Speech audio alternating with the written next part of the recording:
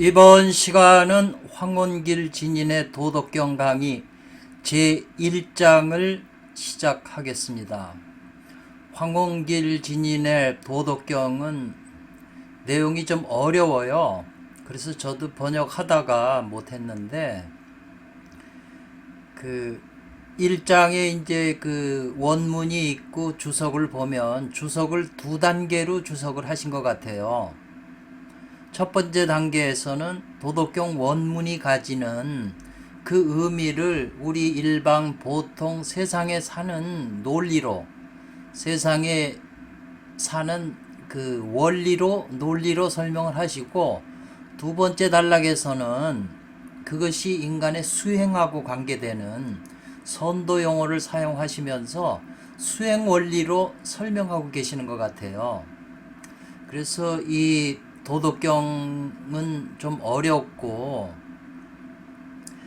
내용이 심오하기 때문에 일반 도덕경 내용보다는 훨씬 탁월하고, 제가 도덕경에 관한 자료를 많이 찾아봤는데 그 중에서 이 황혼길 진인은 참 제가 존경하는 분이고, 이런 분이 이 세상에 나타나셔서 몇 권의 주석서를 나타낸 것만 해도 우리한테는 큰 덕을 베푸신 것이라 이렇게 생각을 해요. 굉장히 이제 제가 존경하는 분인데, 그 내용도 좀 어려워서 저도 망설이다가 이번에 이제 자료를 제가 구해서 제 공부 삼아, 그러니까 이 주석을 설명하는 그 설명은 제 수준에서 하는 것이기 때문에 그 저자의 뜻에 꼭 부합한다고 볼 수가 없어요. 제 수준에서 설명하는 것이기 때문에 또 다 이해도 못하고 내 공부 삼아서 하는 거예요. 이렇게 여러분에게 소개해 드리려면 제가 정신 차려서 최대한으로 이 집중을 해서 해야 되기 때문에 제 공부가 되는 거죠.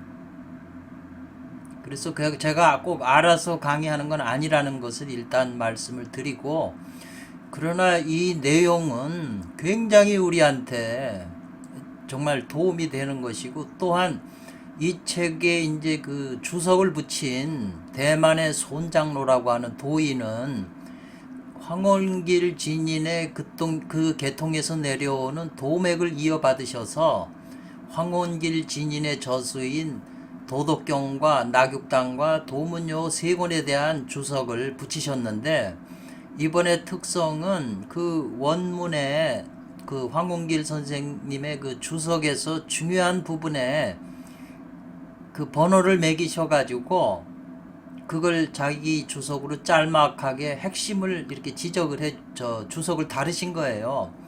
근데 전에 제가 자료를 구해서 나국당어록 자료를 대만에서 구해서 봤을 때는 그 글씨도 작고 책이 또 이렇게 잘 이해도 잘 안 돼서 또 별게 아니라고 주석을 생각을 했거든요.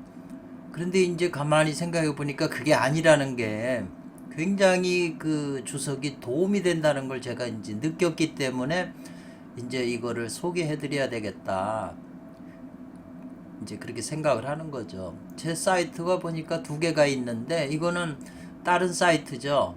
근데 사이트 이름은 비슷한 것 같아요. 예. 그래서 여러분에게 이 도덕경을 1장을 이제 소개해 드리면서 시간 나는 대로 계속 소개해 드리려고 그래요. 제 공부하는 거니까. 그리고 도덕경 1장이라고 해서 유튜브에 치면 많은 분들의 강의가 나와 있어요. 그러니까 그분 강의들도 다 한 번씩 들어보세요. 그래서 그거를 자기가 좋은 건 취하고 이해 안 되는 것은 보류한 상태로 놔두고 아니라고 생각하는 거는 안 받아들이면 되잖아요. 뭐든지 취할 점은 있으니까. 그래서 이 강의도 마찬가지예요. 어려운 점은 그냥 그런 게 있다고 그 판단하지 마시고 보류하시고, 취할 수 있는 거는 취하시고, 이거는 아니다 싶은 건 안 받아들이면 되는 거예요. 뭔가는 있는데 어려워서 이해가 안 된다, 그거는 기억을 해 두셨다가 또 연구를 해야죠. 서론이 좀 길어졌는데 본론부터 이제 들어가겠습니다. 이 원저자는 황운길 조사님이세요. 진인이신데 이분은 선도에선 중파에 속한다고 그랬죠. 중파에 속한다 할 거죠. 번역자는 손장로라고 이렇게 이름이 돼 있네요. 그래서 이 손장로께서는 제1장의 핵심 주제가 유무묘규라고 이분이 이렇게 판단해서 유무묘규라고 붙인 거예요. 그러니까 왕필 주석이나 다른 분의 주석은 그 제목을 이분이 본대로 제목을 붙였어요. 각자 마음대로 붙이는 거예요. 그러니까 그건 이해해 주시고 이 손장로라고 하는 분은 주석을 유무묘규라고 그랬거든요.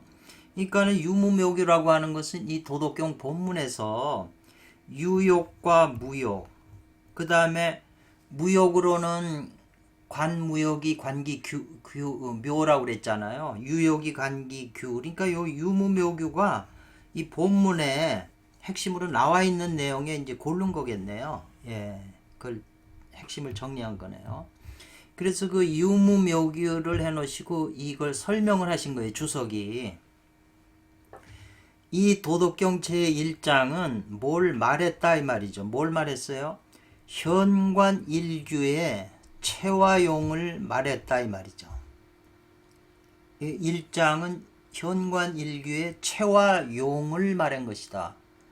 선도 수없이 많은 단서도 다 수행해 가서는 현관일규를 알아야 되는 것이고 이 낙육당 오록에서도 마찬가지고 도덕경도 마찬가지고 어떤 단서도 현관일규가 비밀로 되어 있기 때문에 이거를 선생한테 들어야 수행이 된다 이렇게 생각을 하는 거죠. 그래서 1장은 현관일규의 체화용을 말하고 나머지 장 80장은 모두 차지요원이라. 요 말은 이 1장에 있는 그 기본 핵심을 다 설명을 돕는다 이 말이겠네요. 예.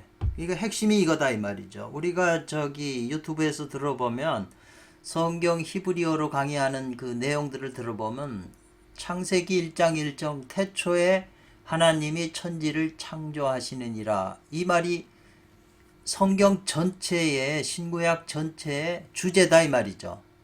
태초에 하나님이 태초에 천지를 창조하신다.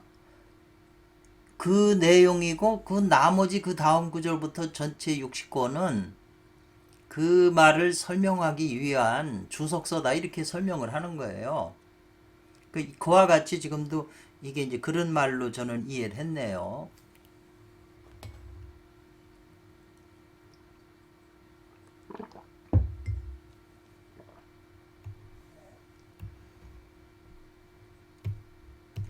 이 도덕경 제1장이죠. 도가도 비상도 명가명 비상명 무명은 천지지시요 유명은 만물지 뭐요 고로 상무욕이 관기묘하고 상유욕이 관기규라고 그랬잖아요. 이 규자가 딴 판본에는 전부 요자로 돼 있어요. 이게 이제 변두리요 이렇게 요라고 있는데 제가 그 먼저 본 동영상에 도덕경의 1장에 관한 게 여러 사람 거를 올려드렸는데 거기에 변두리 요를 어떻게 설명을 했냐면 그 유명한 신선이죠. 진원경이라고 하는 분이 주석 붙인 건데 이렇게 큰 길을 가다가 옆에 골목길이 났잖아요. 이게 변두리요. 요런 식으로 설명을 해서 제가 저 나름대로 굉장히 중요한 해석이다. 딴 사람은 이렇게 해석한 사람은 오직 이분일 거예요. 근데 이분이 이제 그 진희 선생의 화산의 진희 선생의 그 제자의 제자분이거든요. 장무몽의 제자예요. 진원경이라고 하는 분이. 뭐 장자고 많은 주석을 쓰셨는데 요렇게 요자를 그렇게 해석했어요. 요자에 대한 해석도 많지만 이제 그 요자의 해석은 제가 제일 이제 와닿더라고요, 저한테는. 그래서 이제 관기규하고 이 양자는 함께 나왔다 이 말이죠. 유용무욕은 유무는 함께 나왔지만 이름만 다를 뿐이다 이 말이죠. 그래서 함께 나와서 그것을 현이라고 그런다 이 말이겠네요. 그 현하고 또 현한 것이 중묘지문이다 이렇게 설명을 했어요. 그래서 이 도덕경 1장에 관해서 이 원문 자체도 해석하는 게 각자 다 대부분 달라요. 그러니까 다르다는 걸 염두에 두시고 우리가 자기 수준에 따라서 아 이렇게 해석하는 게 내 마음에 와 닿는다.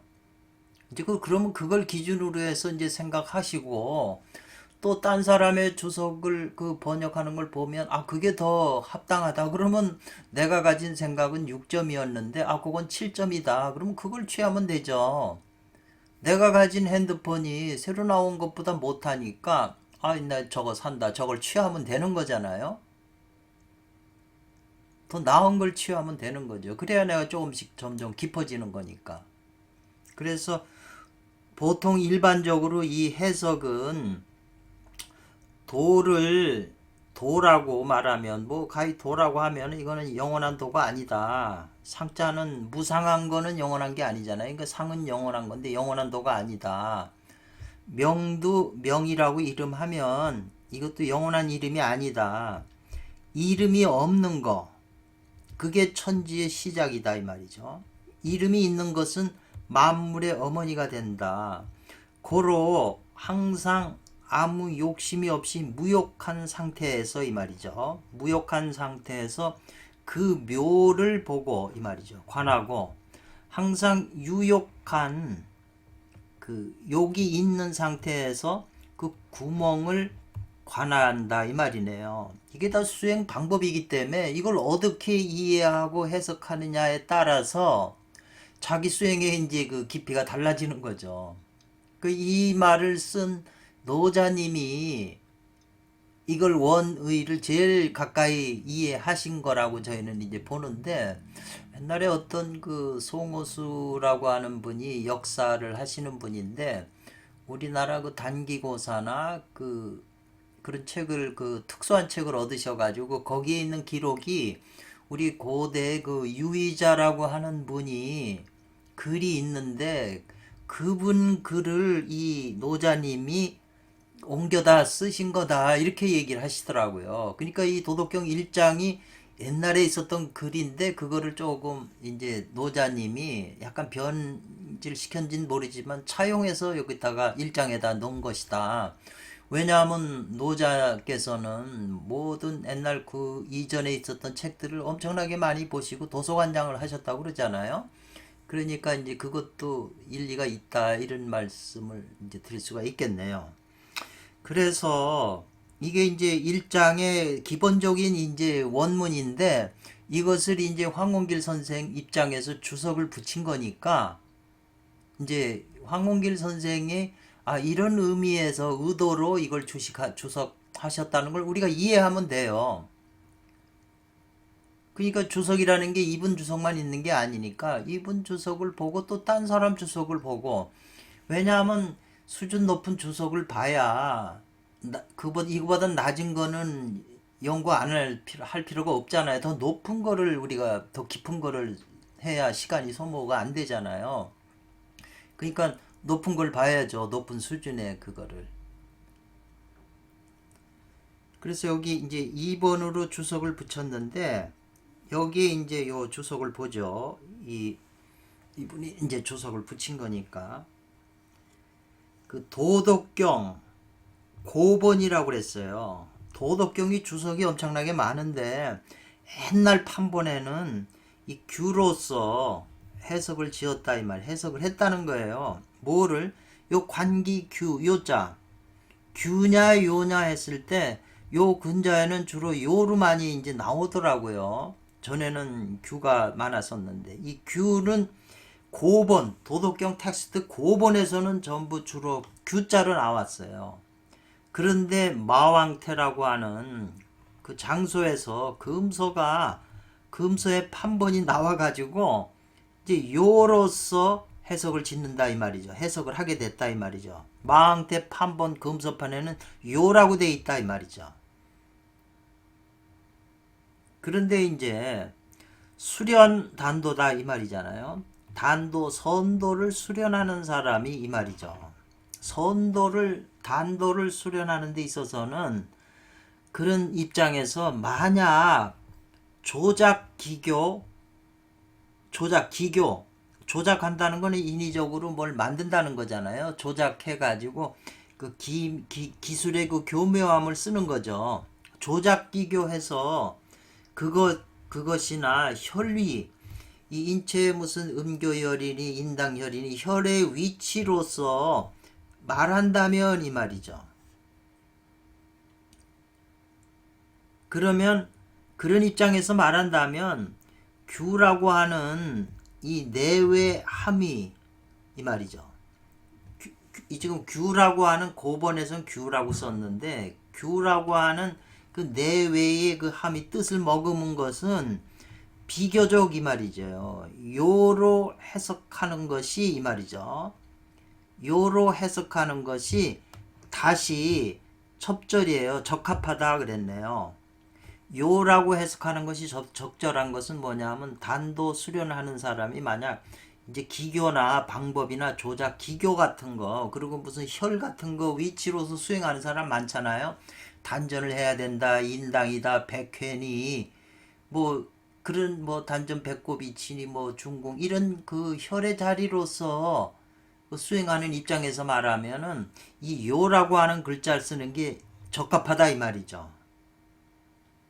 고로 후세에 출토던 땅에서 나온 그 마왕태의 금섭 한 번은 오히려 가히 참고할 만하다 이 말이죠. 가짜가 들어갔으니까 허가가 된다는 거예요. 참고할 만하다.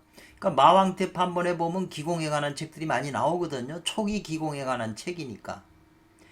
그러나 이 말이죠. 역대 성인들은 이 말이죠. 역대 성인들은 이미 모두 고본을 가지고 주석을 했다는 거예요. 고본이 이 규로 돼 있다는 거예요. 그렇기 때문에 역대 수행에서 도를 이룬 그런 성인들은 이 규자로서 그 고본을 택해서 주석을 했다는 거죠.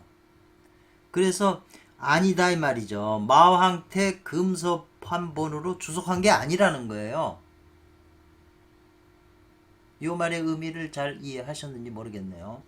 그래서 필자 이것을 주석한 필자는 인이 안다 이 말이죠. 마땅히 고본이 도덕경 고본이 비교적 노자와 노자 태상의 진의에 가깝게 부합한다 이 말이죠. 그러니까 규자로 해놓은 것이 태상 이 책을 지은 노자 도덕경을 지은 태상께서 그 의도에 진짜 의도에 가깝다는 거죠. 부합한다 이 말이죠. 이 주석을 붙인 분이 이렇게 보신 거예요. 그리고 선도로 수행하는 입장에서 주석 붙인 것은 거의 다 규자로 해요. 도교나 선도에서는 전부 수행하는 입장에서는 규로서 이 글자를 쓰고 있어요. 그거를 항상 생각하시고 요새 판본들은 요자가 많이 나와요. 마왕태가 나와가지고 이게 진짜라고 생각을 하는데 그러나 아까 그 진원경 그분의 도덕경 추석에도 이 변두리오를 이렇게 해석하면 또 다 일리가 있다. 다 부합할 수 있다. 이런 생각이 저는 들거든요.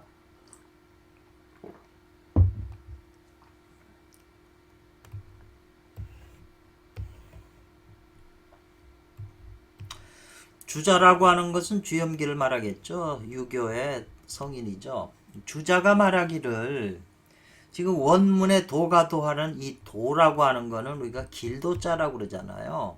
그 유로야라 그랬어요. 이유는 어조사잖아요. 오히려 무엇무엇과 같다. 도라고 하는 것은 오히려 길과 같다 이 말이에요. 도라고 하는 것은 바로 길을 말한다. 우리가 명동길이니 무슨 뭐 부천길이니 인천길이니 길을 다니잖아요. 그게 길도라고 그러잖아요. 그거를 도로라고 하죠. 우리가 이렇게 도로라고 붙잖아요. 그래서 도라고 하는 건 오히려 길이다. 그 주자가 그렇게 주석을 했나 봐요. 그래서 사람이 이 말이죠. 사람이 소 공유자야라 그랬어요. 공통되게 말미암는 거다. 예, 모든 사람에게 다 적용이 되는 거다 이 말이죠. 도라고 하는 게 어느 사람한테만 적용되고 어떤 사람한테 적용이 안 되면 그건 아니다 이 말이죠. 인지소 공유자야라. 뭐가 도가 그렇다는 거예요. 사람이 다 공유할 수 있는 거라는 거예요. 그래서 그것은 실제로 도라고 하는 것은 실제로 뭐냐. 하늘도 낳고 그랬어요. 생천생지. 땅도 만들고 하늘도 만들고 땅도 만들고 사람도 만들고 만물을 만드는 공공한 리라고 그랬네요. 진리. 이 리라고 하는 거 리와 기인데 리라 이 말이죠. 함께 이바지하는 함께 가진 공공성이라고 그러잖아요. 예, 공공의 리다 이 말이죠. 모든 것이 다 공통적으로 가지고 있는 리라는 거죠. 그러니까 이 도라고 하는 게 모든 만물을 다 만들었다는 거예요. 고로 그것을 도라고 말한다 이렇게 써요. 그럼 이 도가 천지 하늘과 땅이 미판 이전에 뭘 이전이죠? 이 갈라질 판이에요. 천지가 아직 갈라지기 이전에 천지가 아직 만들어지기 이전에 이 말이죠. 이 도는 어디 있었냐? 현이라고 하는 건 매달려 있었다는 거예요. 어디에? 이 어는 무엇에서 말이에요. 어디에 매달려 있냐면 태공에 매달려 있다 이 말이죠. 태공이라고 하는 것은 그 근원적인 어떤 공간, 그 허공이겠죠. 태공에 매달려 있다 이 말이죠.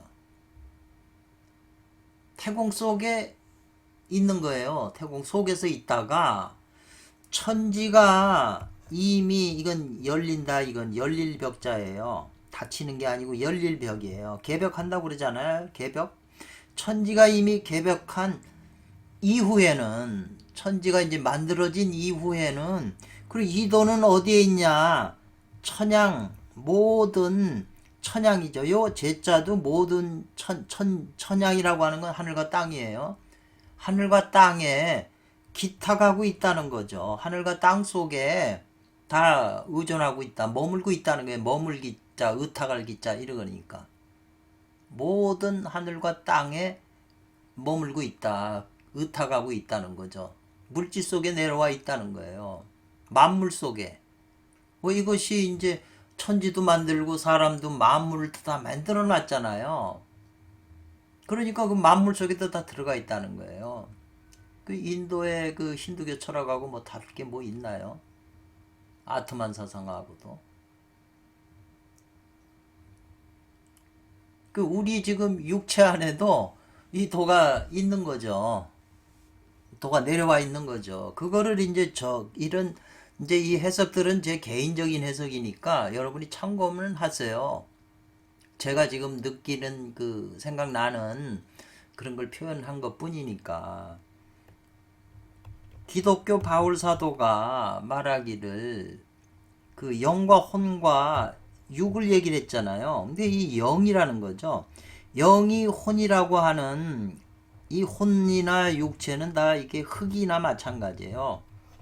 그 영은 이건 하늘에서 내려온 생명이거든요. 그러니까 영이 혼 속에 들어와 있다는 거죠. 그래서 이거 혼 속에 갇혀가지고 왜?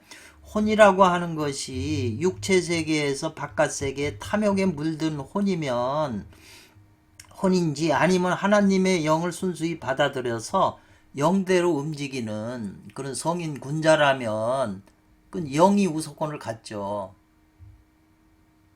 그래서 이 영이 바로 이 그 천지가 만들어지기 전에는 태공 속에 있다가 그 도가 1차로 변해서 도생일이라고 그러잖아요. 그 변해가지고 영이 돼서 이 물질 속에 만물 속에 저기다 의탁하고 있는 거죠. 그러니까 카바라에서 이 영이라고 하는 거 쇠키나 이 영을 다시 구출해내서 혼이나 육체 속에 갇혀있는 영을 구출해내서 다시 태공으로 돌린다. 이제 그게 구원이라는 것이잖아요. 그리고 이 영이 혼 속에 묶여서 고통을 당하기 때문에 그 고통을 벗어나게 해주기 위해서 해탈해야 된다. 뭐 열반해야 된다. 뭐 이런 말들이 있는 거죠. 특히 자인화교의 사상이 이 지바라고 하는 영이 이거죠. 이 문제는 불교고 기독교고 어디에나 선도고 어디에나 이 문제가 다 붙어 있어요. 표현이 좀 다를 뿐이지. 지금 여기에도 이제 그렇게 표현을 했네요. 저는 이제 이렇게 이해를 하고 있어요. 그러니까 꼭 맞는 해석은 아닐 테니까 여러분은 이제 각자 이런 글을 보시고 실제적인 걸 생각을 해야죠. 그냥 이론으로만 그렇다고 외우면 아무 의미가 없잖아요. 이 말의 의미가 과연 나하고 현실하고 어떤 관계를 가지고 있는가. 이제 그런 걸 깊이 생각하고 사유하고 깊어져야 되겠죠. 그러면 이 도라고 하는 도가도 비상도라고 하는 이 도라고 하는 것은 어떤 도인가, 무슨 도인가 이제 이렇게 그 특성을 설명하는 거잖아요. 이 도가 그럼 무슨 뭐냐 이 말이죠. 이 도를 우리가 보통 보면 도가 뭐예요 이렇게 물어볼 수가 있잖아요. 그러니까 그 도가 뭐냐고 그러면은 답하기가 애매하죠. 그렇지만 이 황홍길 조사님은 이제 설명을 하시는 거죠. 선천지 이 장종 그랬어요. 이 자가 조사가 나오면 말을 이어줄 이라고 돼 있잖아요. 요 이 자가 이 뜻이 원래가 그러니까 앞에 말과 뒤에 말을 이어줘요. 그러니까 앞에 말 해석하고 그 다음에 뒤에 말 하면 돼요. 선천지라고 그랬잖아요. 이 도는 하늘과 땅보다도 먼저 있었다 이 말이죠. 천지보다 먼저 있어 갖고 장존한 그런 존재였다는 거예요. 지금 위에 있는 그 천지미판 이전은 차도는 현호 태공이잖아요. 그 천지가 이전에 태공에 있었잖아요. 그러니까 천지보다 먼저 있으면서 장존했다는 거죠. 오래 존재했던 거라고요. 그런데 그것이 천지보다 뒤에 있다 이 말이죠. 천지가 만들어진 후에는 이 도가 어디에 있냐? 천지 속에 의탁하고 있었다니까 천지가 만들어진 후에는 의탁하고 있지만 그게 불패한다 이 말이죠. 패라고 하는 것은 이제 뭐 다친다, 그 부서진다, 뭐 쇠약해진다, 덮었다, 가린다 뜻이 많아요. 그러니까 완전히 폐인이 된 게 아니고 선천지 안에서 의탁하고 있지만 그렇다고 해서 그게 완전히 고장나서 전혀 기능하지 않는 게 아니라는 거죠. 훼손된 게 아니라는 거죠. 완전히 기능을 안 하면 인간은 죽죠. 그래서 생어 천지지선 그랬거든요.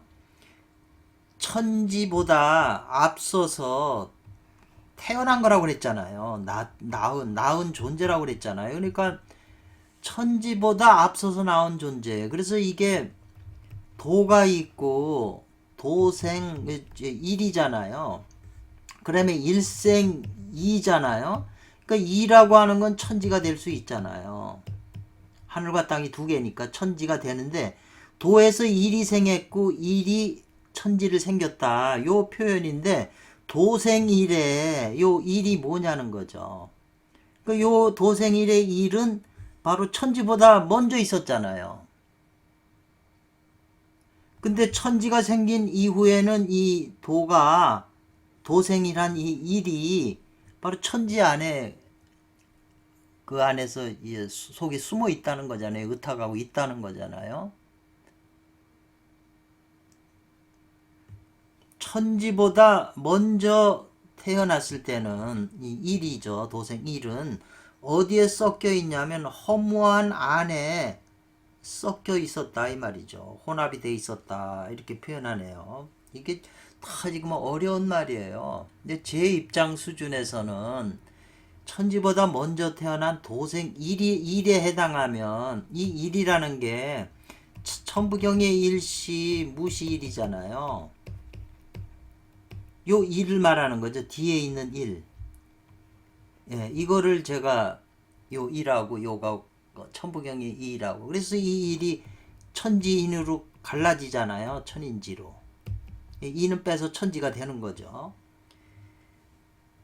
구조가 비슷하잖아요. 그러면 이게 제가 이제 그 잠언이라고 성경에 나와요. 잠언하고 그 욥기나 기타 등등의 책에서 그 지혜에 관한 문헌들이 있어요.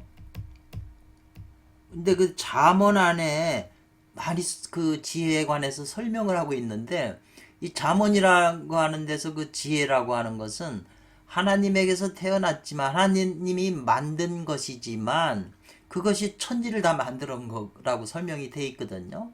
그래서 어떤 책 보면 그 지혜라고 하는 그것이 바로 하나님의 속성이라는 거죠. 도생일.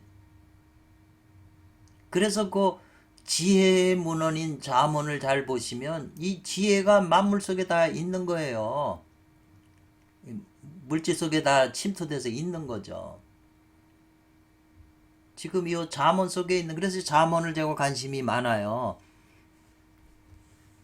우리가 저기 그 원불교에서 그 이론상에 대해서 얘기를 하잖아요. 둥근 원상을 했는데 이 저 소태산 그 박중빈 이분이 이거를 이 이론을 이제 채택을 하셨는데, 이걸 진짜 체험을 하셨는지 안 하셨는지 저는, 제가 본 바로는 깨치긴 하셨는데 이거는 체험을 한 것 같지는 않아요. 체험을 했으면 이렇게 동그랗게 그려놓질 않죠. 이것도 제 입장이에요. 제가 체험한 바에 대한 입장을 설명한 것이고, 그래서 아까 도생일의 이 한 점이 일이라고 하는 게 깨지면 다시 도 속으로 들어가고 이 말이죠. 도에서 나오는 이 도생일이 되는 거죠. 도에서 나왔기 때문에 다시 일이 도로 들어가죠. 그게 이제 일종부종일이 되는 거죠. 만법이 하나로 돌아가서 하나가 다시 도로 돌아가는 논리가 되죠.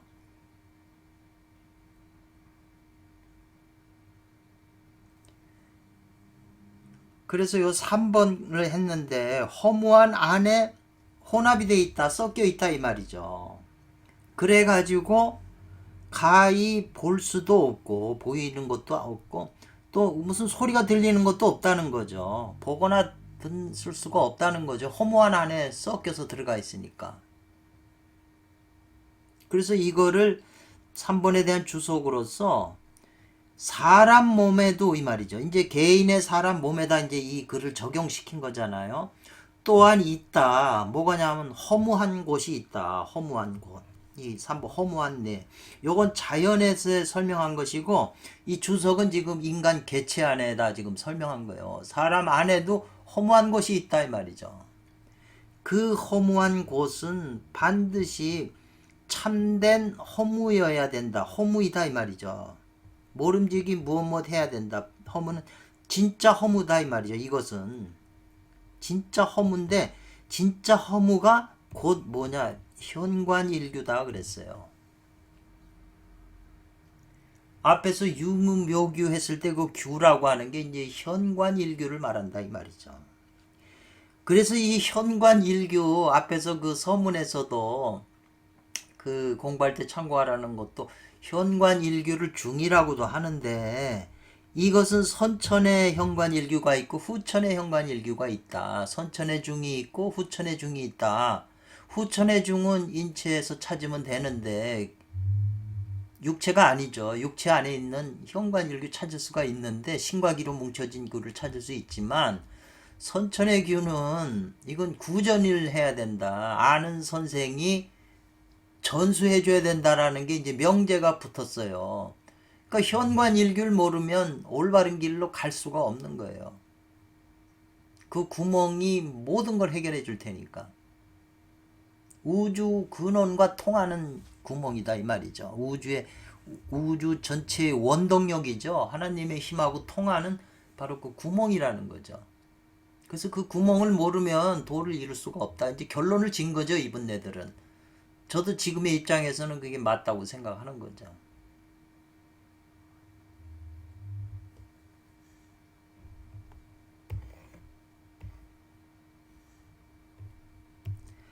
고로 태상이 말하기를 그랬는데, 이연부도 비리차 은비, 이게 이제 중용에서 나오는 얘기라고 하던데요. 태상이라고 그래서 노자님을 얘기하지만 도덕경 한 권만 있는 게 아니에요. 선도 도장경 안에 들어가면 태상께서 진책들이 많아요. 대표적인 게 이제 이 도덕경을 이제 다 인정해서 받아들이는 거고 나머지 경들은 받아들이지는 않죠, 학자들이. 태상이 말하기를 대조도라고 무릇 붙자죠. 이게 도라고 하는 것은 이 말이죠. 도에 대한 규정을 또 해요. 지금 도가 도 비상도니까 도가 뭐냐는 것에 대한 지금 설명을 계속 하고 계신 거예요. 황원길 조사님이 하신 거고 지금 손장로께서 가로쳐가지고 요건 요 말을 뜻한다고 지금 주석을 붙이는 거죠. 비리 차은비 그랬네요. 이 빌자가 비리 차은비 그랬는데 광대하다는 뜻이 있네요. 이 빌자는 이게 여기 뭐가 빠졌네요. 그리고 은자는 이게 또 이것도 잘못된 거. 은자는 정미하고 심오한 뜻을 하네요. 그래서 이 주석을 보면 이 광대하게 펼쳐져 있다. 이 도라고 하는 건 우주 전체에 광대하게 확산되어 있는 거다 이 말이죠. 비셀 틈 없이. 그러면서 만물 속에 아주 정미초고 심오한 그 제일 깊은 데에서 작용하고 계신다 이 말이죠. 이 도가. 그러니까는 오원자 유일명 선생님은 이 도는 선천일기다, 선천기다 그래가지고 우주 만유에 침투돼서 있기 때문에 그러기 때문에 천지 만물이 그 힘에 의지해서 운행한다 이 말이죠. 그 이 도가 1초라도 쉬면 우주는 다 없어지고 마는 거죠. 모든 것의 존재에 생명을 주는 존재이기 때문에.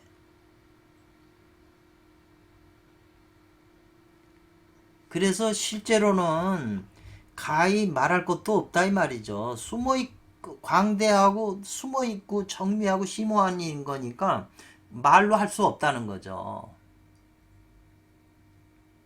은이라고 하는 건 숨어있는 거잖아요. 광대하게 펼쳐져 있지만 충만하지만 숨어있다 우리 인간일이 발견을 못한다. 숨어있다는 거죠. 너무 정미하고 심오하기 때문에. 그렇기 때문에 실제로는 그걸 말로 할 수가 없다 이 말이죠. 그 말로 할 수 없는 걸 지금 말을 하게 되면 이 정미심오한 그 도를 제대로 설명 못하는 거죠. 그렇기 때문에 도가 도 비상도라고 한 거죠. 말로 이렇게 할 수 없는 걸 말로 한다면 그건 그 본질인 실체의 그 상도를 설명한 게 아니다 이 말이죠.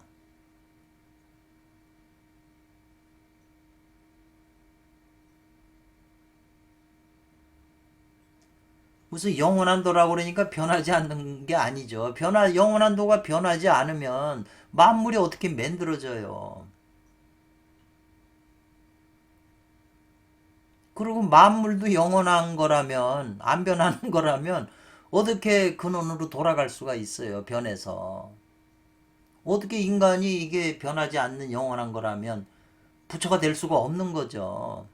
그 상태로 영원히 있어야 지속이 돼야 되니까.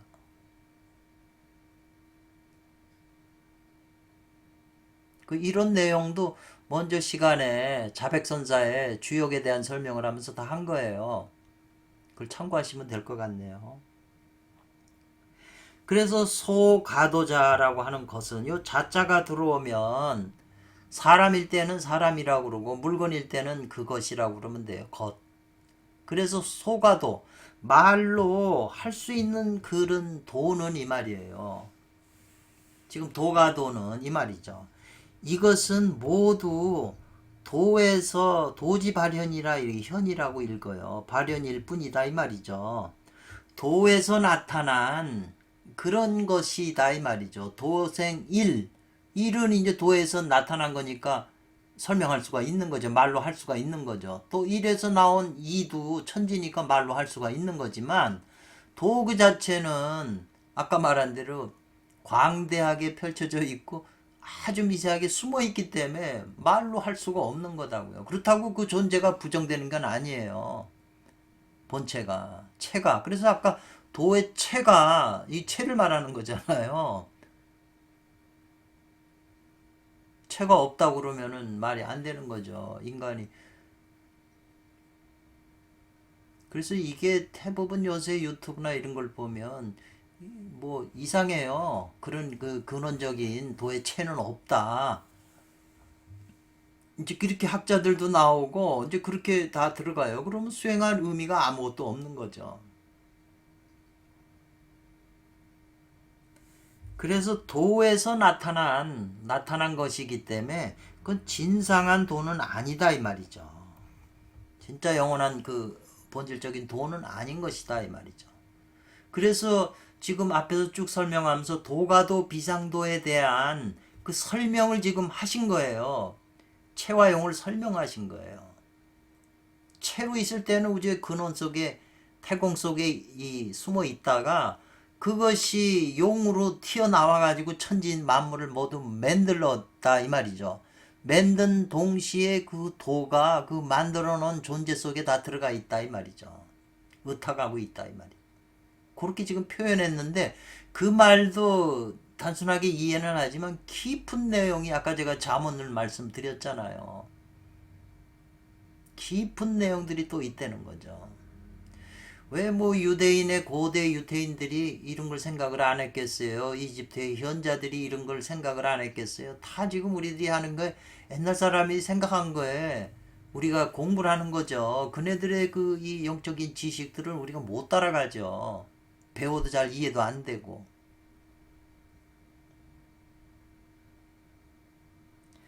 그래서 또 대저 이름을 말했다 이 말이죠. 명가명 비상명이라고 이름을 했잖아요. 그거를 지금 대저 이름을 말한 것은 이 말이죠. 주석하는 거죠. 허이무물이다 이 말이죠. 허라고 하는 건 텅 비어가지고 아무 물건이 없다 이 말이죠. 이 말이죠. 아까 저기 저 허무나 태허나 다 똑같은 말이잖아요. 허무한 속에 있어서 아무것도 그 속에 없다 이거 왜 없다는 건 우리 눈으로 볼 수 있는 게 없다는 거예요. 영적인 눈으로도 그 자리는 보이질 않는다는 거예요. 들을 수도 없고. 그러니까 달마께서 벽암록 일칙에서 불식이라고 그랬잖아요. 자기 자신이 그 알면서 느끼고는 있지만 그 상태에 있지만 그걸 표현할 수가 없다는 거죠. 뭐라고 규정지어서 아무 물건이 없다 이 말이죠. 그러기 때문에 실제로는 이름할 것이 없다 이 말이죠. 가히 이름으로 허가될 게 없다. 아무것도 없는데 뭐 형상이나 모습이나 무슨 뭐가 있어야 이름을 붙이죠. 이름 붙일 수 없다는 거죠 그 자리는. 그래 명가명 비상명이에요. 그래서 가히 이름할 수 있는 것은 이 말이죠. 이 소자가 나오면 이 객체잖아요.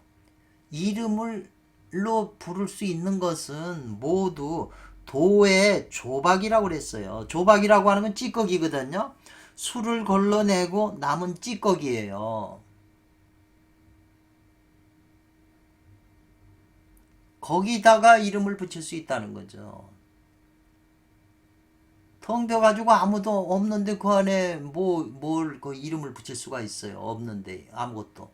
근데 그게 이제 나와가지고 모든 형체나 사람이나 동물 이런 게 되니까 이름을 붙일 수 있다는 거죠. 그건 도의 입장에서 보면 몇 단계 내려간 거잖아요. 찌꺼기라는 거죠. 그래서 이것은 비아니다. 진상지명이 아니다 그랬어요. 참으로 영원한 것으로 부를 수 있는 항상 그 이름을 부를 수 있는 고정된 그게 아니다라는 거죠.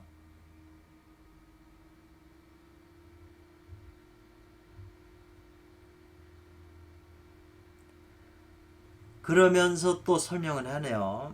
사람이 부지다 이 말이죠. 알지 못한다 이 말이죠. 알지 못하는가 어찌 갈자예요. 갈관지호 시경을 보고 어찌 시경을 보고 알지 못하냐 이 말이죠. 뿌지다 그러면 모른다 이 말이죠. 이 중국말로 뿌지도 몰라 그런 말인데 사람이 어찌 시경에서 나온 말을 보고 그걸 모르냐 그 뜻을 지금 그 말이에요. 그래서 이제 시경에 나오는 뭐라고 말했냐 상천지제 무성무치다 그랬어요. 하늘 제일 꼭대기 근원에서 쟤는 여러 가지 뜻이 있는데 뭘 시행한다 이 말이죠. 그 허무한 가운데에 있는 그곳에서 뭘 시행을 한다. 상천에서 시행할 때는 그 시행하는 게 무슨 소리로 하는 것도 없고 냄새도 없다는 거예요. 상천에서 뭘 명령을 내리고 시행하는 데 있어서 무슨 목소리로 하거나 무슨 냄새로 이렇게 아무 그런 그 색성향미 촉법 이런 게 없다는 거죠.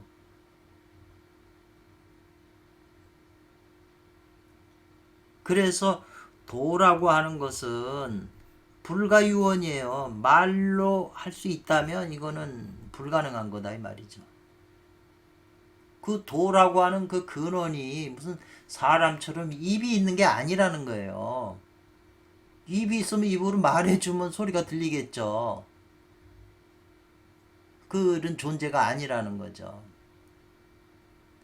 전에 한번 그 이화여대인가요? 어디서 세미나가 있어서 불교 세미나가 있어서 갔었는데 그 많은 사람이 와서 이제 이렇게 들었는데 맨 아래 저 단상에는 조금 낮은 위치인데 교수들이 앉아서 얘기를 하는데 어떤 그 교수 젊은 교수가 뭔 얘기를 하냐면 그 화두 선어록에 대해서 강의하시면서 왜 달마대사는 수염이 없는가 이런 공안이 있거든요. 원래 달마대사는 수염이 있는데 어째서 달마대사는 수염이 없는가 이게 대해서 이제 우리한테 자료 준 게 한 대여섯 페이지나 돼요. 그 공안을 설명하는 논리적으로 설명하는 게 대여섯 페이지가 되더라고요. 그러면서 이제 그걸 이제 쭉쭉 이제 외우는데 어째서 달마는 수염이 없는가? 여러분은 어떻게 생각하세요? 탁 들으면 그냥 알잖아요. 그게 무슨 소리인지.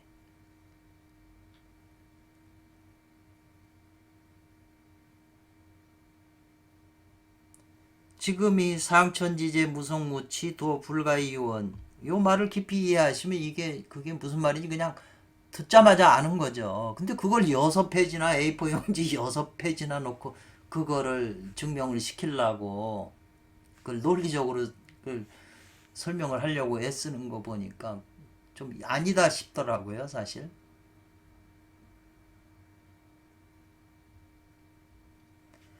또 시경에서 말하기를 유천지명 어목불이 이게 다 어려운 글이에요. 그래서 이런 글을 저도 이게 무슨 말인지 잘 몰라서 옥편도 찾고 또 인터넷 구글에 들어가서 이걸 찾아보니까 해석도 여러 개고 사람마다 다 해석하는 게 다르더라고요. 이런 고문들은. 오직 하늘의 명령은 그랬잖아요. 하늘의 명령은 어목불이라고 그랬는데 이 화목할 목자 이 목자도 설명이 많잖아요. 일단은 저는 그냥 화목이 화목하는 것이 그치지 않는다 이제 그렇게 이제 이렇게 일단은 이해를 했어요. 그렇기 때문에 도라고 하는 것은 말이죠. 또 불가하다. 없다고 일거를 칭해. 없다고 말하는 것도 또 안 된다 이 말이죠. 도라는 게 없다고 말해도 안 된다 말이죠. 이런 말이 시경에 있다는 거죠. 그러니까 이제 이 황원길 선생님은 이런 글을 끌어다가 이제 모름지기 반드시 알아야 된다 요 지자가 나왔잖아요. 뭘 알아야 돼요? 지무지한 안에는 이 말이죠. 지극히 허무해서 아무것도 없으니까 말로 표현할 수 없다고 지금 설명한 거잖아요. 그걸 억지로 설명하면 그건 진짜 도가 아니다 이 말이잖아요. 근데 지극히 그 허무한 그 안에는 말이죠. 뭐가 있냐면 지극한 것이 있다는 거예요. 지극한 유로 존재하는 그런 게 있다는 거예요. 그러니까 여러분은 다 알죠. 아, 진공이면 이제 불교적인 용어죠. 이건 진공은. 허무라고 하는 것은 이건 도교적인 그 용어로 봐야 되거든요. 그 진공에는 묘유가 있다고 하는 게 같은 말이잖아요. 그 진공 속에 있는 그 묘유는 인간이 그 소리를 들을 수도 없고 볼 수도 없고 너무 은미하기 때문에 알 수가 없는 거죠. 근데 그걸 갖다 이름할 수는 없는 거죠. 이제 그게 드러나서 만물을 만들어서 그 속에 들어있을 때는 이제 저게 꽃이구나 딸기다 이렇게 설명을 알 수는 있지만 그때 이름을 붙일 수 있지만 그건 도의 실체를 설명하는 건 아니다 이 말이죠. 또 설명 안에 똑같은 지극히 허무한 헛 가운데에는 이 말이죠.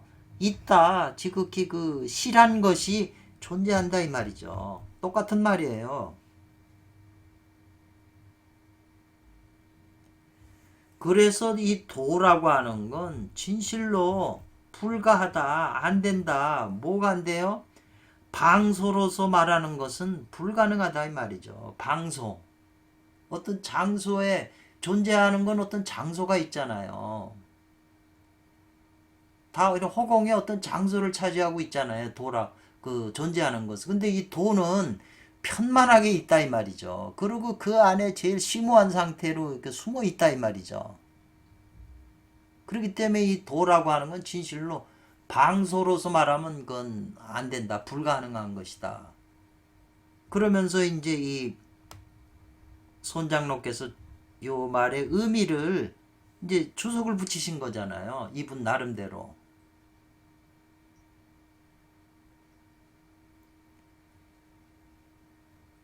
이 바깥의 원리를 아무리 설명해도 이게 나하고 관계가 없다면 아무 의미가 없는 거예요. 예를 들면 예수께서 나는 독생자다. 나만 독생자라고 그렇게 했으면은 이분은 우리 인간들하고는 다른 분이죠. 그 다른 분이 우리하고 다른데 우리한테 뭘 아무리 얘기해봐야 안 통하는 거죠. 우리하고 다른데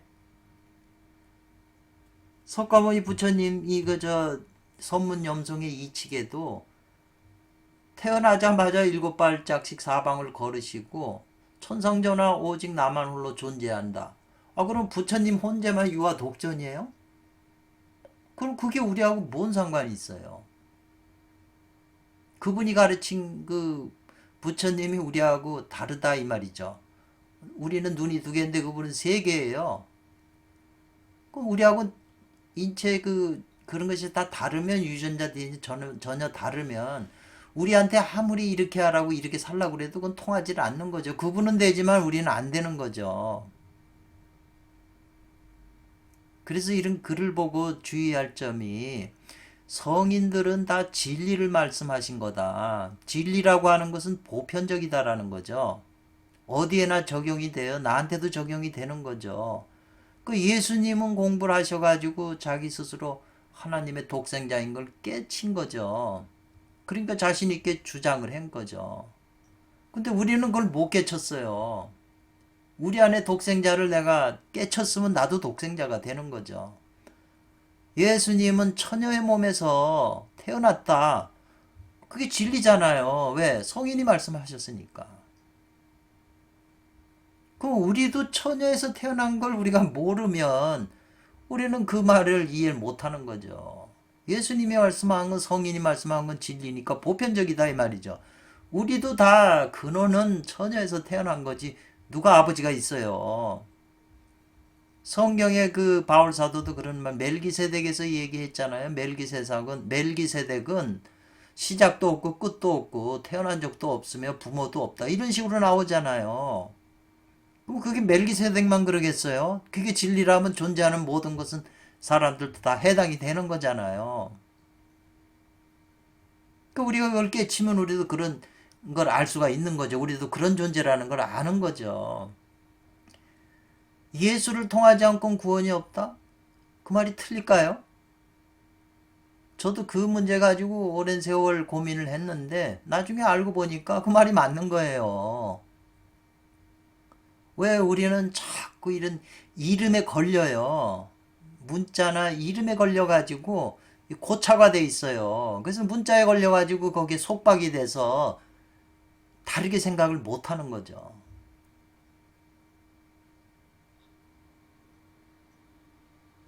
그래서 이 4번에 대한 그 손장로의 주석은 사람의 진짜 중이다 이 말이죠. 이 중이 현관일교라고 그랬잖아요. 진짜 선천의 중.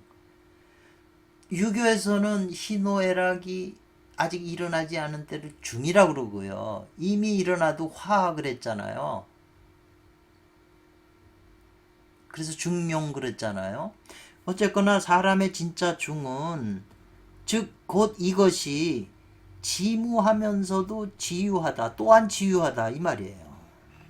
앞에 지금 지유 지무가 나왔잖아요. 또 지어한 가운데 지실하다 이 말이죠. 진공묘유고 묘유진공이라고 그러는 거죠. 이 사람 안에 있는 진중, 사람 안에 있는 진중을 우리가 알아야 도를 이룰 수가 있어요. 근원에 있는 그 부처님 세계나 하나님하고 통할 수가 있는 거죠. 진중, 진짜 중이라야 된다는 거죠. 그럼 이 진중이라고 하는 것은 몸 밖에서도 내 몸 밖에서도 심불착이에요. 불자가 이 부정사가 들어갔잖아요. 심은 찾는다는 것이고 착은 강조한 거잖아요. 몸 밖에서도 찾을 수가 없어요. 우리 몸 밖에서 진중은. 그렇다고 해서 몸 안에서도 구불시예요. 구할 수가 없다 이 말이죠. 구하지 못한다 이 말이죠. 그러면서 소위 이른바 요 소위를 이른바라고 이제 이렇게 해석하면 쉬워요. 저도 이거 잘 몰랐어요. 소위가 이른바로 해석하는 걸. 근데 처음 책을 번역할 때 출판사 사장이 요 소위는 이른바로 해석해 주세요. 그래서 제가 이른바라고 하는 거예요. 이 바소자잖아요. 이건 일컫는다는 말할인가 말한바니까 이른바. 오행이 불착처예요. 오행 수화목금토 오행이 불착처예요. 오행을 벗어난 거예요. 오생에 빠진 게 아니고 오행에서 나타낼 수 없는 것이다 이 말이죠. 오행을 가지고는 나타내지 못하는 것이다. 오행을 벗어난 거다 이 말이죠. 그리고 부모로부터 아직 태어나기 이전에 그때다 이 말이죠. 요게 이제 항상 이 오행불척저요 부모 미생시라는 게 선도책에도 자주 나오는 거예요. 이 현관일교 설명하면서 부모에게서 아직 태어나지 않을 때 이 불교에서 쓰는 소리잖아요. 공안에서 쓰는 거잖아요.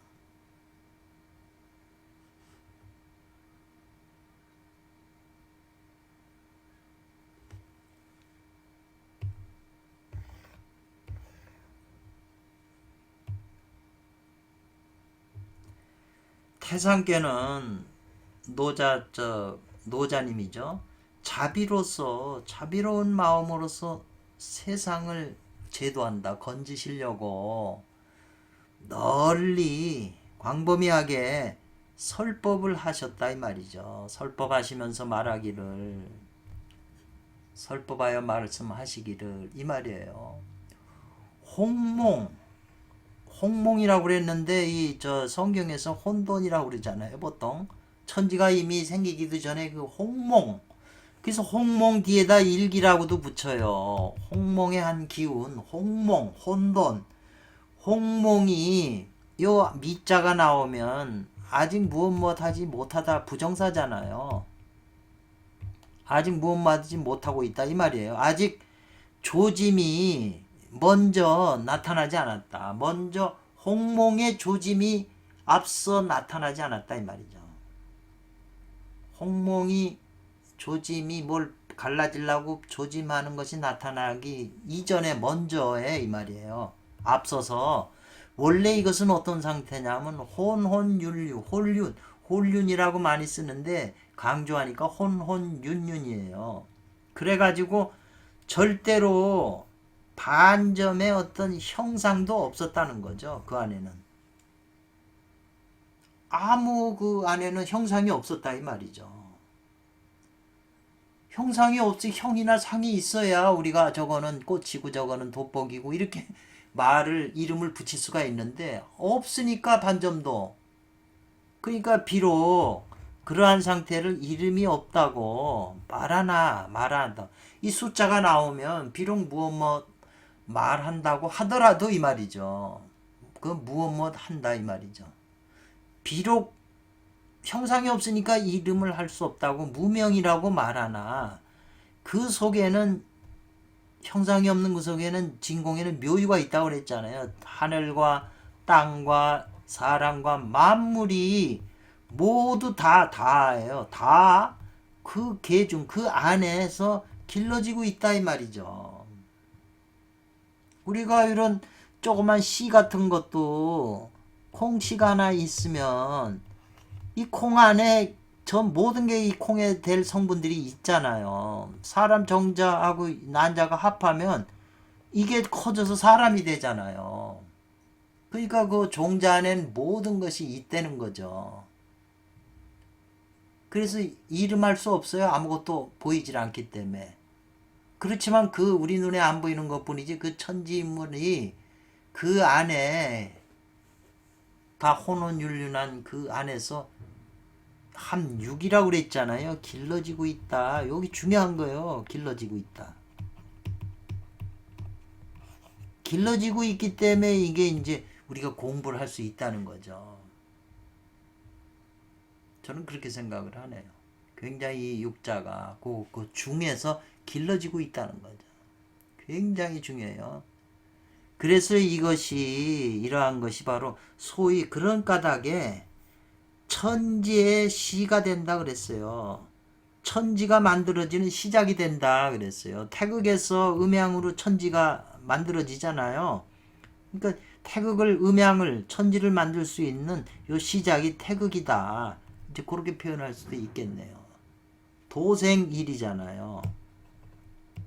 요 일이죠, 여기. 일이 일생 이 그랬잖아요. 이가 이생 삼이잖아요. 천지가 만들어지면 그 안에 만물이 만들어지는데 그 안에 만물 중에 사람이 어떠니까 천지인이 성립이 되는 거죠. 이생 삼이 나오는 거죠. 순서가 그렇다는 거죠.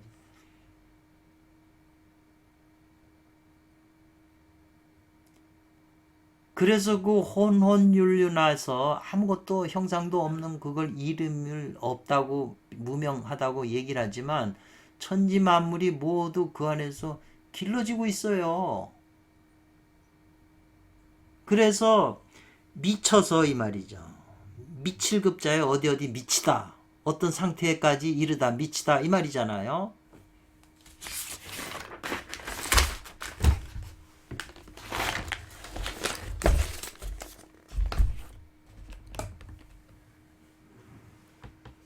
그 정지기구라고 그랬어요. 그 고요한 상태가 이미 오래되면 그러잖아요. 천지인물이 그 혼원 윤륜한 천지도 만들어지기 이전에 그 상태에서 아무것도 없는 상태니까 뭐라고 이름을 붙일 수가 없잖아요. 근데 이 안에서 뭔가 천지인물 만물이 모두 이 안에서 뭐가 점점 이렇게 형태를 나타내려고 길러지고 있다고요.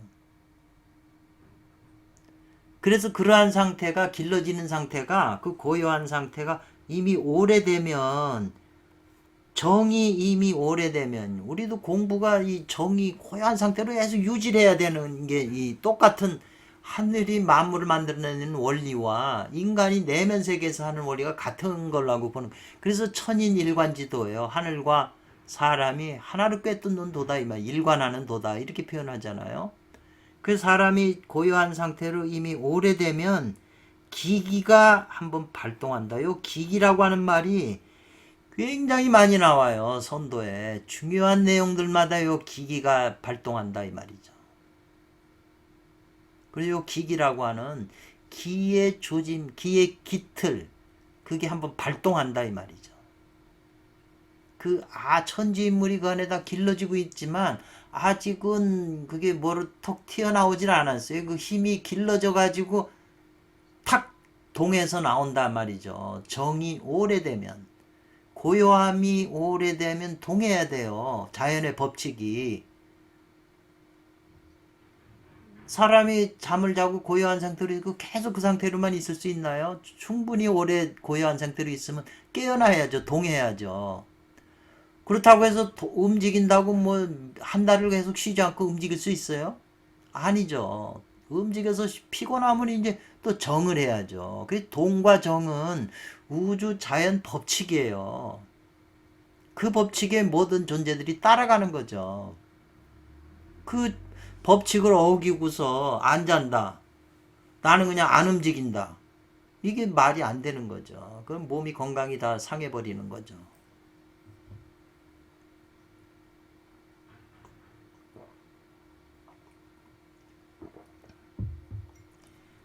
그 기기라고 하는 게 한번 발동하니까 곧 이때 즉 가히 이름할 수가 있다는 거예요. 이름할 만한 것이 있다. 기계가 발동을 하니까 드러난 거니까 뭘 느끼고 알 수가 있다는 거죠. 이 기계가. 그렇기 때문에 가히 그때 유명 이름을 붙일 수 있다 이 말이죠. 아까는 무명인데. 그래서 그러한 상태가 인인오온의 이 말, 인온이거든요. 인온을 갖다가 강조한다고 인온이라고 그랬어요. 인은 하늘의 기운, 오는 땅의 기운, 음양의 두 기운을 상징하는 거예요. 근원적인. 일단에 한 줄기에 한 일단에 태화원기라고 그랬어요. 태화원기가 기기가 발동하니까 이 기기가 발동한 게 바로 태화원기가 되겠죠. 태화원기. 그러니까 이 황홍길 조사님이 쓰는 용어가 이분이 이제 또 공부하시면서 책을 보거나 뭔가 이 용어를 아시니까 이걸 태화원기라고 이제 이분은 용어를 붙인 거죠. 기기라고 하는 것도 붙이고. 그렇기 때문에 이분이 사실은 그 족보가 앞에서도 서문에서도 나왔지만 족보가 확실치 않아요. 그 사승 문제가 스승의 그 내려온 내력이 정확지가 않아요. 그 이제 이런 용어를 쓰는 걸 보고 이분이 어디 쪽의 계통인 사람이냐 우리가 연구할 수 있겠죠. 태화원기, 인인오논. 그래서 그 태하의 원기가 인원인 태하, 인원 음양으로 합쳐진 일단의 태화 원기가 우주로 유행한다 이 말이에요. 우주 전체로 흘러 운행한다 이 말이에요. 작용한다 이 말이죠. 만물에. 그래서 군생을 양육한다 그랬잖아요. 기른다 이 말이죠. 무생명들을. 우리도 태화 원기를 받아서 살고 있는 거예요. 양육하고 있는 거예요. 근데 태화 원기를 늙어가면서 적게 받으니까 이제 끝이면 죽는 거죠. 육체가. 육체의 기능은 죽죠. 그러나 영혼은 정묘한 체이기 때문에 그 에너지를 받는 거기 때문에 살아나는 거죠. 다시. 그래서 재생하는 거잖아요. 양육, 무생명을 양육한다, 기른다 이 말이죠. 뭐로? 태화원기로. 그 태화원기하고 끊어지면 무생명은 죽는 거죠. 그래서 이것이 그런 까닭에 이 태화원기가 만물의 어머니가 된다 이 말이죠. 무생명인 만물을 갖다가 기르니까 어머니잖아요. 그래서 만물의 어머니가 된다 말이죠.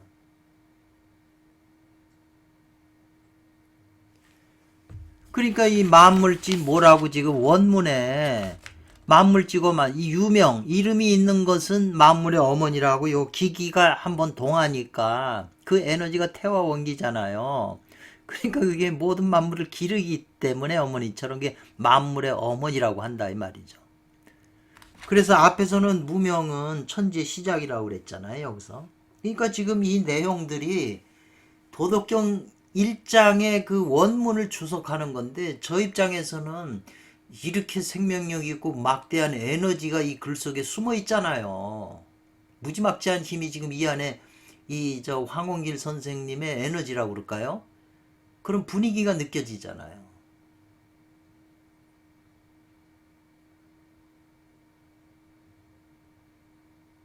이렇게 명확하게 주석을 붙이기가 힘들죠. 저도 엊그제 이 자료를 보다가 오늘 하는데 오늘 이렇게 보면서 더 이게 이제 마음에 느끼는 것이 이 주석이 전에 봤을 때는 이렇게 안 와닿더라고요. 이게 잘 이해도 안 되고 지금도 깊이 이해하는 건 아니지만 어쨌거나 굉장한 제가 서유기 강의하면서 서유기 오은자 선생님의 주석은 힘도 있으면서 아주 그 부드러워요. 자애로운 글 속에서 그 따뜻함을 느끼거든요. 오일자 선생은 그게 좀 부족해요. 더 이성적이에요. 그 글 쓰는 투가 감성보다는 더 이성적이거든요. 철학적인. 근데 오은자 선생님은 감성으로도 느껴져요. 이성으로도 느껴져. 머리 쪽도 감성하고 심장 쪽에도 느껴지고 따뜻한 그 언어, 그 스토리 패턴이 그렇게 느껴진다고요. 그런데 지금 이 글은 이 황홍길 조사님의 이 글 스타일은 이건 그분이 강의하신 거고 직접 서문도 쓰시고 강의한 내용을 제자가 그대로 받아서 쓰고 또 황홍길 이분이 감수를 했잖아요. 그러니까 그분의 에너지나 생각이 이 안에 에너지가 녹아 있는 거죠. 이 글 스타일로 봐서. 오늘은 오은자 선생님하고 보다도 더 다른 느낌이 생겨요. 아무래도 황홍길 조사님이 오은자 선생님보다 더 깊은 경지에 들어간 것은 이제 우리가 글을 봐서 알 수가 있거든요.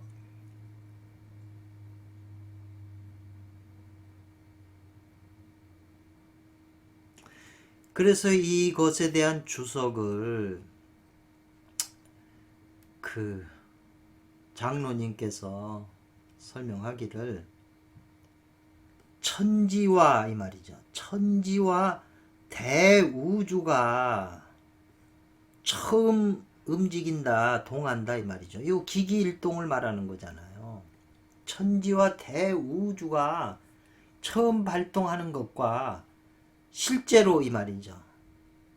그것과 사람 개인의 몸의 인신의 소주잖아요, 인간이요. 수련 소주, 인신 소주가 수련할 때와 더불어 이 말이죠.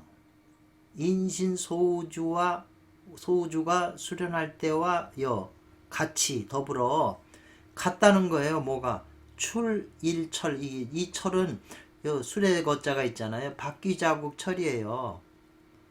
앞에 수레가 가면은 이 바퀴자국이 있잖아요. 그 뒷사람이 그 바퀴자국을 따라가는 거잖아요. 지하철도 다 마찬가지잖아요. 그 궤도가 있으니까 앞에 그대로 따라가는 거잖아요. 궤도가 똑같으니까. 그것처럼 천지대자연의 천지대우주가 처음 발동하는 기기가 한번 동해가지고 에너지를 받는 것과 사람 개인 수련할 때 인신 소우주에서 수련할 때와 같이 같은 궤도다 이 말이죠. 원리가 같다는 거예요. 그러니 이것은 곧 뭐냐? 허지극 정지독이에요. 이건 도덕경에서 나와요. 치허극, 허의 극에 이르고 수정독, 고요함을 돈독히 지킨다. 이건 이제 도덕경에서 나오는 원문이에요. 허지극, 수정독. 이거는 뭐냐면 앞에서 정이 이미 오래된다는 거죠. 허지극, 수정독은. 그러면은 기기가 발동하는 것처럼 자연이 사람 몸에서도 양이 생해서 움직이는 것이 있게 된다 이 말이죠. 이 기기가 발동한다는 거예요. 양생지동이 있게 된다. 사람한테도. 대우주 자연도 그렇지만 인간도 그 안에 있기 때문에 똑같은 전철을 밟는다는 거예요. 앞에 이 철자가 나왔잖아요. 이렇게 주석을 이 손장로의 주석이 없으면 조금 놓칠 수가 있어요. 원문만 봐서는 뭐 대단한 글인데도 그걸 우리가 값어치를 모를 수가 있다는 거죠. 근데 이 손장로가 중요한 순간마다 이렇게 붙여주시기 때문에 굉장히 이해력에 도움을 받는 거죠. 지금 이 일장에서 나오는 것이 바로 낙육당어록을 쓰시고 도덕경을 쓰신 황홍길 조사님이 수행한 방법을 여기다 지금 설명을 한 거잖아요. 그러니까 제자들하고 설명해 줬을 때 제자들이 받아줬고 감수를 하셨지만 기본적인 이 내용이지만 그 안에 이 공부를 할 수 있는 비밀, 현관일교에 대해서 그 제자들한테 가르쳐 줬겠잖아요. 그런 것은 제자들한테만 가르쳤지 지금 이게 내려오질 않잖아요. 물론 소수적으로 내려오니까 손장로님께도 그 팔을 만나가지고 인연이 돼서 법을 전수받았으니까 이 황홍길 조사의 저설에 주석을 붙이신 거죠. 이렇게 주석을 붙이는 게 쉬운 게 아니거든요. 성인이나 진인의 글에다가 주석 붙인다는 게 그게 함부로 할 수 없는 거거든요.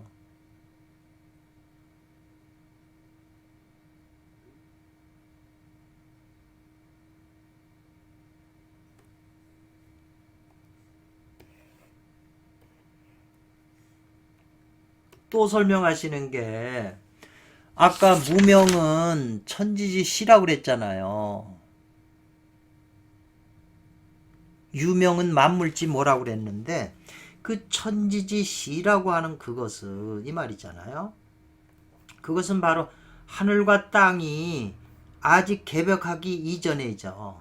열리기 전에, 아직 열리기 전에 한 뭉치의 그 원기가 태화 원기잖아요. 아까 설명한. 그래서 이런 말을 원기만 그러면 이게 또 왜 갑자기 앞에 태화 원기라고 나왔기 때문에 태화자를 줄인 거예요. 중요한 것은 뭐냐면 이 글을 쓸 때 여기다 다 태화 원기를 써버리면 글자 수가 늘어나잖아요. 물론 그것도 문제가 되지만 글자는 압축할수록 에너지가 있어요. 왜 우리나라에 나는 나물이나 인삼이나 이런 게 왜 효과 있을까요? 산이라고 하는 것은 이게 압축을 해 놓은 거잖아요. 위로 쌓아가지고. 그냥 평지는 압축이 안 된 땅들이잖아요. 여기다 심어 놓으면 영향받는 게 적죠. 이건 산에다가 심어 놓으면은 압축된 땅이니까 영양이고 뭐고 많고 그렇잖아요. 또 산이니까 기운도 좋고. 그러니까는 다른 거죠, 그게. 그 안에 이 열매의 그 영양소가 다른 거죠. 맛이나. 압축을 하는 거죠. 그래서 어느 사람이 교수인데 나와서 농담으로 우리나라가 미국보다 크다 그러더라고요. 어째서 그럽니까? 그러니까 땅을 다 펴봐라. 얼마나 높은지 이렇게 농담처럼 말씀하셨는데 참 일리 있는 말씀이죠. 어머니라고 하는 것은 이 말이죠. 천지는 만물지 무명은 천지지 시오 그랬어요. 이름 없는 것은. 근데 이름 있는 것은 만물지 뭐라고 그랬잖아요. 어머니. 그 두 내용을 지금 위에서 설명한 게 없기 때문에 여기다가 지금 압축해서 다시 설명하는 거잖아요. 이거는 천지가 이미 개벽한 후에 열린 이후에 이 말이죠.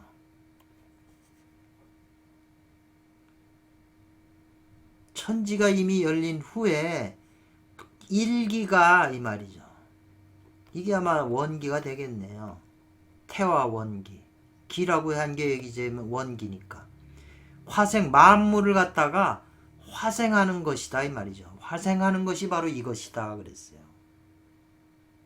지금 위에 있는 걸 다시 한번 설명하는 거예요.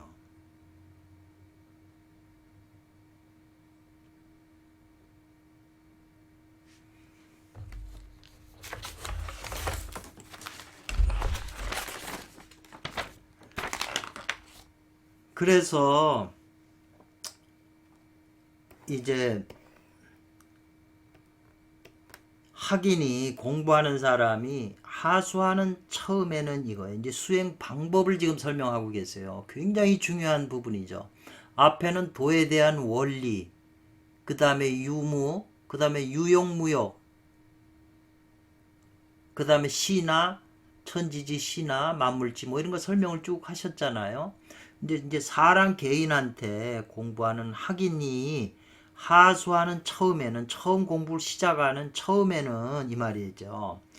별무타술이에요. 달리 다른 그런 술이 없다 이 말이죠. 기술이 없다. 달리 무슨 기술이 없다 이 말이죠. 그런 게 없고 오직 뭐가 있냐 이 말이죠. 여기서는 굉장히 중요해서 저도 깊이 이해를 못해요. 굉장히 이 안에는 이제 깊은 내용이 지금 이 몸으로 실행하는 방법이 있고 이 방법을 통해서 우리가 태초의 근원하고 연결이 되는 거죠. 지금 연결은 돼서 우리가 살고는 있지만 내가 의식적으로 연결을 해서 그 하나님에 있는 모든 에너지를 내가 내 몸에서 마음대로 쓸 수 있어야 되잖아요. 운용해서.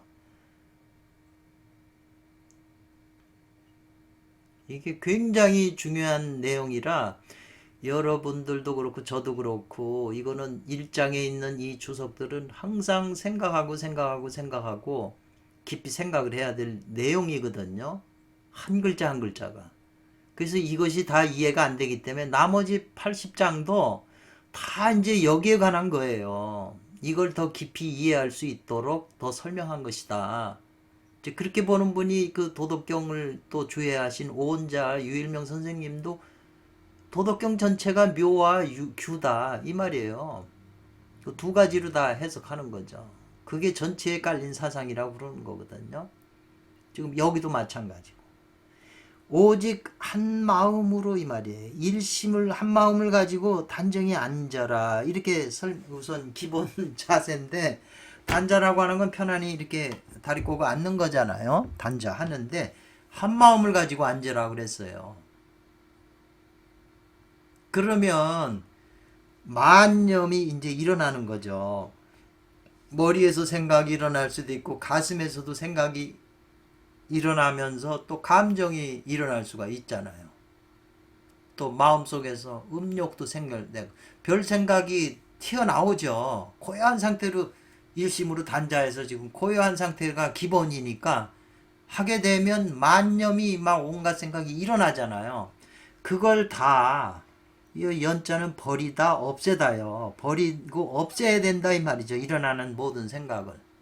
그러려면 이 염을 없애거나 제거하려면 방법이 있어야 되잖아요. 일어나는 건 틀림없는데 그걸 어떻게 처리하냐가 이제 문제가 되잖아요. 이게 이제 중요한 거예요.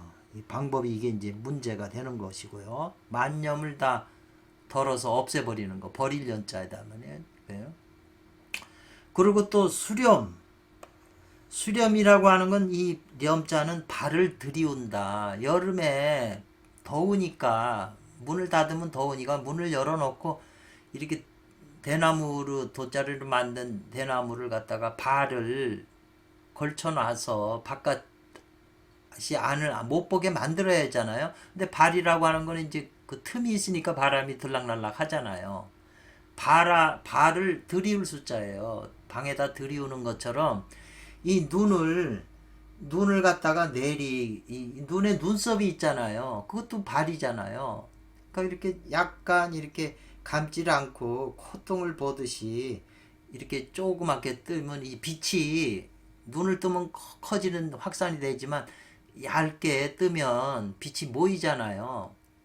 그 눈의 빛으로 관조한다는 거죠. 어딜 지켜보냐? 심장 아래 이 말이죠. 이 글자 그대로 보면 그래요. 심장과 콩팥이 있잖아요. 전에 말씀드렸지만 이 콩팥이 발전하는 게 생식기라고 그랬잖아요. 이건 내신이고 이건 외신이라고 그랬잖아요.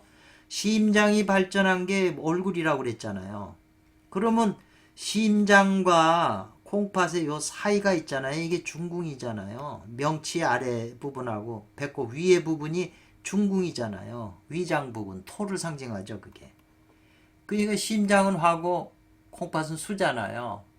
그러니까 그 중간 지대가 바로 중궁이 되는 거죠. 그러니까 여기는 지금 심지 아래, 심장 아래하고 콩팥의 위다 이 말이죠. 관주할 자리가. 여길 말하는 거죠. 그러니까 가만히 자기 배가죽을 만져보면 심장이야 그렇다 하지만 이 배꼽 위에 그 굉장히 그 살이 두꺼워요. 거기가 참 맥혀 있는 거죠. 사실이 이게 뚫어져야 이 중궁이 뚫어져야 심장 기운이 탁 내려오잖아요. 밑 빠진 독처럼. 선사들이 이걸 겪어서 한 소식 한 거죠. 선사들도 뭐 깨쳤다고 그래서 몸에 아무 변화가 없는 게 아니에요. 심장에 있는 그 가득 찬 것이 밑으로 다 빠져버리는 거죠. 그래야 한 소식 한다 이렇게 나오는 거죠. 미통이 툭 빠졌다는 게 이 어떤 증거가 되는 거거든요. 그래서 심장 아래와 콩팥 위에 그 중궁의 일대를 이 눈빛으로 눈을 내리깔고 거길 비친 다음에 눈의 빛이 이걸로 가야 된다는 거예요. 눈빛이. 눈에서 나오는 빛이 중요하다는 거죠. 그래서 방불한다라고 하는 건 무엇과 비슷하다는 건데 그 중궁이 육의 허무글자와 같은 것이 있는 거와 비슷하다, 방불하다 이 말이죠. 허무라고 하는 그 구를가처럼 통 비는 것처럼 그렇게 이제 돼야 된다는 거죠. 허무글자처럼. 근데 사실 이게 꽉 막혀 있거든요. 일반. 이게 막혀 있으니까 심장에 있는 온갖 것이 밑으로 못 내려가는 거죠. 그러니까 수화기제가 잘 안 되는 거죠. 물로 가야 물이 끓어서 위로 올라가고 물이 위로 올라가야 화가 바깥으로 치솟질 않죠. 수화가 잘 귀재가 되면 인체가 인체 전체의 중간지대예요. 심장과 콩팥 사이 중궁이. 그래서 이 저 심장은 천이면 콩팥은 지라고 그래서 천지지간의 그 사이에는 탁약과 같다 그랬잖아요. 풀무와 같다. 5장에서 나오죠, 도덕경. 그래서 이 허무글자를 갖다가 주석을 했잖아요. 여기 주석을 했네요. 6번에 대한 주석이네요. 허무글자를 어떻게 주석을 했냐면 심하신상 그랬어요. 심장 아래와 콩팥 위를 그 일대를 주시하는데 관조하는데 만약에 중승이나 하승 단계의 법으로서 해석한다면 이 말이죠. 상근기의 법이 아니고 중이나 하승법으로 지금 이 허무글자를 해석한다 이 말이죠. 이 6번 허무글자를. 그러면 곧 마치 무엇과 같다. 문자의 뜻처럼 이 말이죠. 허무글자라고 하는 문자의 뜻처럼 하단전을 말하는 것이다 이 말이죠. 그래서 후천에 선천이 아닌 후천에 형체가 있는 중이다 이 말이죠. 그렇게 중근기나 하근기는 그렇게 인식을 한다 이 말이죠. 그렇게 되면 진짜 도화는 계합하기가 어렵다는 거죠. 이 계자는 계약서 한다 할 때 묶을 계자거든요. 진짜 도화 묶기는 어렵다. 계합하기는 어렵다 이 말이죠. 근데 만약 상승법으로 해석한다면 곧 이 허무글자는 선천의 중이 되고 현관일규가 된다 이 말이죠. 그래서 진짜 구전짐수하는 그 진전은 실질을 가리키는 것이다. 실제로 이것을 가리키는 거다 이 말이죠. 진전에서는. 상승법으로 가리키는데 일반 중화근기들은 이게 육체적으로 자꾸 생각한다 이 말이잖아요. 이게 허무글자에 대한 이 손장로께서 이렇게 해석을 하신 거예요. 그러니까 이거를 생각을 해야죠. 그냥 원문만 보고는 우리는 허무글자를 그냥 텅 빈 허무한 굴처럼 만들어라 이렇게 생각을 하지만 이걸 수행 방법을 알아서 하게 되면 공부가 되면서 실지 상승법을 이해하게 되는 거죠. 신신상조 식식상기 그랬어요. 이게 이제 이 신신이 상조하고 이 식은 뭐냐면 식식이 숨 쉬는 것마다 항상 굴로 돌아간다. 항상 돌아간다. 그 자리로. 어디로? 지금 이 허무글자로 돌아간다는 거죠. 허무글자로 돌아간다는 거죠. 그게 진식이 되고 나중에 태식이 되고 그러겠죠. 그래서 그것이 숨이 한번 가고 오는 것에 맡긴다 이 말이죠. 숨 자체가 단전 쪽에서 가고 오고 하는 것은 내가 맡긴다 이 말이죠. 내가 숨을 조종하는 게 아니고 숨 쉬어지는 대로 내가 거기 따라간다 이 말이죠. 그래가지고 다만 그 신과 기 두 가지가 이 말이잖아요. 신은 이 신신상조 신이 항상 서로 비춘다 이 말이죠. 그 중궁을. 그러면 숨이 또 숨 쉬는 것마다 항상 글로 돌아간다 이 말이죠. 이게 몸에서 이루어지는 거예요. 그렇게 되면 어떻게 되냐면 신과 기가 식이 작용하는 것 식이 뭐 저절로 일항일례하는 것은 그 안에 기가 있기 때문에 그 작용 때문에 그런 거예요. 그렇기 때문에 신과 기 두 가지가 엉겨서 모인다는 거죠. 중궁에 엉겨서 모이는 것을 위주로 한다 그러죠. 그걸 기본으로 한다는 거예요. 이런 효과가 나야 된다는 거죠. 그러면 이 신기의 양자가 했는데 여기 이제 7번 주석이잖아요. 그럼 신과 기가 서로 안을 포자예요. 안아가지고 그 한 규에 합한다 이 말이죠.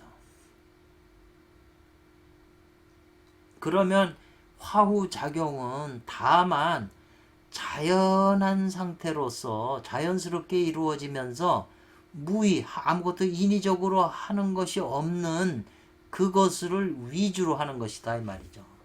화후가 안에서 저절로 되는 것을 내가 느끼는 거, 그 화후에 따라 가지고 그렇다고 해서 화후가 되고 있는데 나는 정신을 딴 데 두면 안 되죠. 저절로 되는 것에 내 정신이 그 각이 가야 있어야 신이 가서 기하고 작용하죠. 신기가 합일해서 작용하는 그 소식이죠. 그 이런 내용으로 본다면 이게 해명경이나 금선중론 이런 내용하고 뭐가 달라요?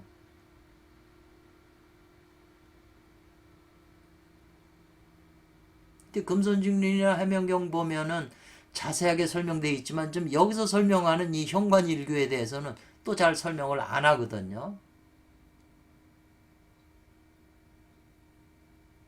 그래서 책마다 그 다른 점하고 뭘 강조하는가를 이렇게 또 분별해서 그러려면 많은 단서책을 읽어야 돼요. 그래서 보통 먼저 누가 전화를 해서 바둑을 잘 두려면 어떻게 해야 됩니까? 그래서 저는 우선 내가 바둑을 늘고 싶은 욕망이 있어야 된다. 바둑이 좋아가지고 내가 이 바둑을 정말 구단까지라도 내 바둑에 한번 미치려고 하는 미치는 그런 마음이 있어야 된다는 거죠. 그런 관심이나 믿음이 없다면 뭐 바둑 안 두나 마나죠. 그런 강렬한 그 하고 싶은 마음이 있어야 되고 그 하려니까 나보다 난 바둑을 해야 되니까 그런 사람 나 찾아다닐 수도 없는 것이고 그러니까 바둑책으로밖에 볼 수가 없는 거죠. 많은 책을 사다가 봐야 되죠. 그래서 저 사람은 저렇게 이런데 이렇게 두고 이렇게 다 설명하는 걸 내가 많이 습득을 하고 자꾸 연습을 해야죠. 그렇지만 그것만 본다고 해서 다 이해되는 게 아니니까 그러면 내가 어떻게 해야 바둑을 더 느냐? 고수를 찾아야죠. 정말 실력자를 찾아서 그 사람한테 또 가서 배워야죠. 이 세 가지가 이루어져야 이 사람이 바둑이 느는 거죠. 수행도 마찬가지예요. 선도 수행도 제 얘기가 아니에요. 책에 있는 얘기예요. 우선 자기가 신선이 되고픈 그런 마음이 종자가 자기 마음속에 있어야 되죠. 그 종자에다 물을 뿌려주고 빛을 뿌려줌으로써 그 종자가 자람으로써 자라는 만큼 내가 실력이 늘어나는 거니까. 그러려면 그런 마음이 있어야죠. 내가 신선이 돼야 되겠다는 그런 강렬한 마음이 있어야 되고 소망이 있어야 되고 그 다음에 정보를 얻어야 되니까 많은 책을 봐야 되죠. 보통 만권의 단서를 보라고 그랬어요. 옛날에 그럴 정도의 책이 많았는지는 모르겠지만 있는 책은 다 보라는 거죠. 정보를 얻으라는 거죠. 그 다음에 도를 이룬 스승을 찾으라는 거죠. 관건이 거기에 있죠. 우리가 책을 안 읽게 되면 다 다이가 도사라고 그러는데 가서 들어보면 진짜인지 아닌지 구분할 수가 없잖아요. 내가 많은 정보가 있어야 그걸 다 물어봐서 능수능란하게 그걸 속 시원히 풀어주고 방법을 알고 있는 그 사람을 스승으로 모셔야 되는데 내가 아무 정보가 없으면 저 사람이 말하면 저게 진짜인지 알고 그냥 그러다 다 가짜한테 사기당해서 세월만 보내는 거잖아요. 그 세 가지가 있어야 돼. 모든 게 다 그래요. 뭘 배운다는 것은.